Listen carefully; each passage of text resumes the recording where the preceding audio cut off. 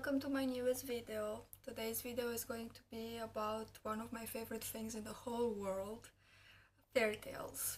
And today's video is going to be about Romanian fairy tales, which are pretty special, at least for me. And one of my favorite Romanian fairy tales, if not my favorite one, is called Povestea lui Harap, or the story of Harap. And I really wanted to share it with you. So I'm going to try and read the very first chapter of this story, of this fairy tale. There's other 5 ones except this one. And if you like it, I'm going to continue with it. If not, I'm not going to. It's basically just an experiment. So I really hope you're going to enjoy it. Chapter 1. Once upon a time, in a beautiful kingdom, there lived the old king who had 3 sons. He had an even older brother who was called the Green Emperor. This one was the emperor of another country far away and separated by desolated lands lying at the margins of the earth. This remote brother didn't have any sons, but only 3 beautiful daughters. Many years succeeded since the 2 brothers saw each other or their children, and so the Green Emperor didn't know his grandsons and his brother didn't know his granddaughters.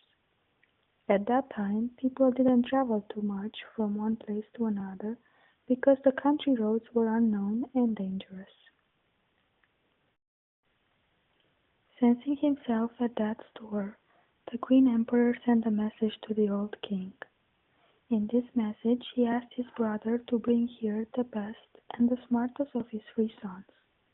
Moreover, the old king promised to grant that one the entire country and one of the 3 daughters as wife.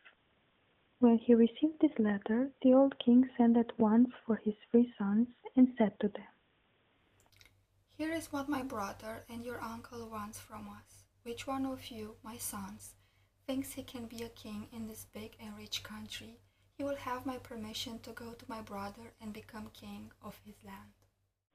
Then the eldest son had the courage to say, "Father, I think I have the right to pursue this honor because I am the eldest son. That is why I ask you to give me some travel money, clothes for the trip, and weapons to defend myself, and a horse for riding because I want to go without delay." "Very good, my son. If you think you can go there and be a king, then choose any horse you like from the stable, take money as much as you want, clothes, and as many weapons as you need, and you can handle and go, my son. God bless you."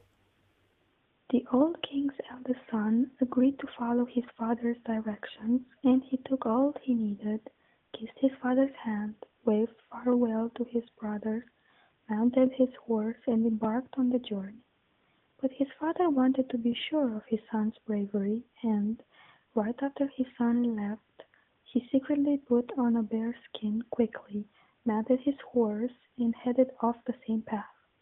He stopped in the first forest, hid under a bridge, and waited for his son, disguised in the bear skin. When the prince arrived, the king jumped in the middle of the road. The prince saw a big and ferocious bear growling and coming towards him. His horse rose on his back feet, and the prince, overcome with horror and with no courage to fight the beast, ran back home. His father arrived back at the castle before his son, hid the bear skin, and waited for the prince. The prince appeared in front of him, sad, ashamed, and the king asked him, "What happened? It seems to me that you have forgotten something from home. I know this isn't a good sign." "I have forgotten nothing, father," said the prince, "but in my way I ran across a bridge, and I saw an awful bear growling in my face. I barely escaped from his paws, and I thought to return to you, father, rather than to fall prey to the wild beast. From now on," added the elder son, "I need nothing, neither kingdom, nor crown, neither lands, nor beautiful wife. I just want to live my life here with you." "You've made the right thing, my son," said the old king. "It seems to me that you don't want to be a king, and being a king is not for you. Instead of confusing people, it is better to stay aside. However, your uncle will be very angry." And now the second-born son raised and said, "Father, if you allow me, I want to try to go there myself." "You may go, my son, but mind you don't run back if you see a rabbit or something equally helpless, because your shame will be greater than your elder brother's. However, I think that you can try your fortune, so go, my son." The prince began in a hurry to prepare all things he needed for the departure. He bade farewell to his father and brothers and left the house. He rode straight ahead until the night was falling. When he arrived at the bridge, all of a sudden a growling and awful bear came in front of him from underneath the bridge. The prince's horse began to snort and jumped up 3 feet on the ground. The king's son, seeing that the bear was no joke, put aside his desire to become a king or to have a kingdom, and he galloped to run back to his father. When the king saw him, he said, "Oh, dear son, you have done as an old and forgotten proverb says, 'Protect me against the hens, for I am not afraid of dogs.'" "What kind of word is this, father?" asked his son. "You consider a bear as a hen? Such big bear can destroy an army. Fortunately, I escaped with my life. Thank God, I have plenty of food and shelter in your castle, father." "I know," said the king, "that you have enough food here. It is not the subject that I want to talk about. Tell me, what will you do about the shame? From the 3 sons I have, all are useful for nothing. In vain you spoil my food. What kind of nephews are you? There is another old saying, 'For a pie you go ahead, but for a fight you hide in bed.'" The old king was disappointed by the trials and failures of his 2 elder sons. He retreated in his apartment and locked himself in silence. He simply stared at the old and empty bedroom walls. After some time, the old king's youngest son, named Harap, noticing his father's disappointment, ran into the palace's garden and burst into fury. He was deeply hurt, and he didn't know how to get rid of his family's deep shame. While he was sitting lost in his thoughts, a hunched old woman beggar appeared before his eyes and said, "Why are you so deeply lost in your thoughts, great prince? Why don't you throw away the sorrow from your heart? I know for a fact that you are blessed with luck. Now please, give this old woman some alms." "Let me be, auntie, and don't bother me. I have something else that troubles me," said the prince. "Young prince, please tell auntie, why you worry? Who knows, maybe I can help you somehow." "Let me be, old woman. I am so angry that I can barely see anything in front of my eyes." "Kind prince," insisted the hunched woman, "you are making a mistake. You can see, no doubt, but not so well. And this is because you cannot see who can help you. I have hidden powers and gifts of a fortune teller. It is so easy for you to make light of things, auntie. How on earth could someone like you help me?" "It might seem strange to you," said the old woman, "that I can help you, but our Lord also put his gifts in helpless hand, for the powers gifted to me are great. But first, please give me some alms. Take pity of me, great prince." The prince was moved, and his curiosity was triggered by the old woman's words. He pulled out a golden coin and said, "Take this, auntie. It's less from me and more from the Lord." "Since you gave me charity, God will reward you back," said the hunched woman. "You have great news awaiting for you. Not long from now you will become a powerful king, the most loved and glorified through all the kingdoms. Now, my dear prince, since you showed me mercy and reward, please keep quiet, look into my eyes, and listen to what I'm going to tell you." And the old woman instructed him to go back to his father and to ask the king for the horse, the weapons, and the clothes the king wore when he was a young prince himself and groom, and hopefully by using this advice the prince too would succeed where his brothers couldn't. "First," she continued, "your father will not understand why, and he will deny this request. You must insist on asking for his permission, and he will finally give in. The king's clothes I told you about are worn and ragged. His weapons are rusty, and the stallion will appear to be oldest and sickest of all. You will have to patch his clothes, polish his sword, and repair the bow and change the arrow tips. But the real trick is in how you are going to choose the horse. You have to place a tray full of hot and smoldering embers in the middle of the royal stable. All horses will run away except for that one. The horse that will come forward and start to eat the embers will be the one that will take you to your future kingdom. The hunched woman finished talking. She remained silent for a while, and then she My added, prince, you need to remember all that I have told you. Be sure that we will meet again in this world. An old saying says that if the mountain can meet another mountain, then it is even possible that a person can meet another person again. After she finished instructing the prince, the old hunched woman covered herself in a white veil, slowly rose in the thin air, higher and higher, until she vanished under the surprised eyes of the prince. The old woman's advice, the young prince decided again to confront his father's ridicule, but this time to persuade him into giving his blessing and lending him his old war gear. Trusting in his luck, the prince went to his father and told him, Father, allow me to follow in the footsteps of my brothers and to try my luck. I do not know if I will win or not, but I promise you that once I have left your house, I will never come unless I have won. How unexpected, dear boy, to hear such words from you, said the king. Your brothers prove that they have no strength in their hearts, and so I have lost all the hope in them. Honestly, I can hardly believe that you are braver than them. But if you want to try, I will not stop you. I am only afraid that you will meet another rabbit on your way, become frightened, and change your bravery into shame. If so, my boy, I am telling you, do not come back home. Well, father, a man can try. Lord is great, and I may have a chance.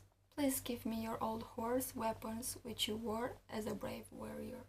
My dear boy, you remind me of an old proverb. Young boy with an old horse, staying on the hard way, of course. Well, spoke the king, who on earth may know where my old stallion is, or if it still lives?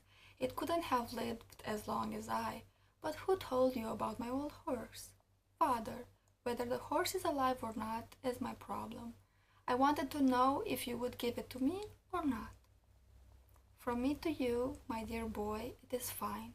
I wonder if you can even find it, said the king. I will not complain. I am glad you give it to me, and where it will be mine. The prince jumped in the garret and brought from there a bridle, a whip, and a saddle, all covered in dust and all very old. Then, from an old chest, he took out some old clothes, a bow and arrows, a broadsword, and a club, almost all rotten, and he began to clean and polish them. Late in the day he filled a tray with embers, went inside the stable to the herd, and put it down between the horses. As all the horses were trampling away, all of a sudden he saw from the middle of the stable a crooked and old, skin-and-bone horse, on which you could count the ribs. It came straight ahead towards the tray and took a full mouthful of embers. Amazed and confused by the miserable appearance of this horse, he struck next to the horse with his whip and shouted, Ugly mongrel, from all these fine horses, only you came forward and need the embers. Lousy beast, you will get into trouble if you show up again. Then the prince again placed a hot tray of embers between the horses, and again the same horse hurried to take a mouthful of embers. The prince cracked his whip again next to the horse and began walking among the horses, hoping that another one will come forth and eat from the tray. But the third time the same horse came and ate all of the embers. The enraged prince took the horse reins and thought, "Should I take this one or not? I'm so afraid that people will laugh at me." As he was hesitating, the ugly horse shook its head 3 times, and suddenly it changed into the most beautiful horse in the herd. Looking in the prince's eyes, horse spoke. Jump on me, master, and hold on tight. The prince held on to its reins and mounted on it. The magic horse shot up in the clouds and dove in the ground like an arrow. Then again it flew up higher, this time reaching the moon, and dove down as quickly as lightning. And in the third flight it reached the sun and shot downwards as fast as light. The horse then asked the prince, Prince, was I fast enough? Did you ever think that you could reach the sun with your legs, the moon with your hands, and fly through the clouds like a bird? I liked it, and I was frightened to death, answered the prince. My prince, without my embers, I was also weak among those horses in the stable. But this is life. I think you know by now that I can be either ugly or handsome, either weak or strong. And from now on, I am ready to take you everywhere you want. Please tell me, how do you want us to travel? Fast like the wind or swift like the dream? If you will carry me like the dream, you could scare me, but if you take me like the wind, it will be the best for us, my little horse, said the prince. Well, my lord, jump on me light-hearted, because I'll take you back home. The prince mounted the horse, and caressing him, the prince said, Let us go, my horse, my little friend. The horse flew as gentle as the wind. They arrived at home in no time. In the garden the horse transformed back into his ugly form. Then the prince returned to his father's court holding his magic horse by its reins. Welcome, my hero, said the old king. What kind of a horse have you chosen? Father, I have chosen this one because I don't like people to be envy on me or putting spells on me. While saying these, he put on the saddle on the horse, hung the weapons in the saddle, and grabbed some food and money, clean clothes, and a canteen full of water. Then he kissed his father's hand, took the letter from his uncle, bid farewell to his brothers, and left the house. He went and went till late in the night. When he arrived at the bridge, that ferocious bear appeared again from under the bridge, and furiously growling attacked him. The horse jumped on the bear with its front legs, while the prince raised his broad sword and struck. The shining steel went down, but just before hitting the bear's neck, the prince heard a human voice. Don't strike me, my boy, I am your father. What do you know? Surprised, the prince dismounted. His father dropped the bear's skin and took him into his arms, kissed him, and said, My son, what a brave fighter you are. You have a smart head on your shoulders and a brave heart on your chest. Go on, you want the privilege to pursue the throne. Remember, though, my words, you will encounter in your travel good and bad people. No matter what, keep away from the red man and from the bald man. Especially keep away from the bald man. Do not deal with them because they are very cunning. Now, to come to an end, I tell you that the horse, your fellow, will advise you what to do. In my youth years, he got me out of lots of dangers. I am giving you this bear skin too. It could be handy sometime. Then the king caressed the horse, and kissing his son, he said, Go in peace, my dear boy. Only God knows when we will see each other again.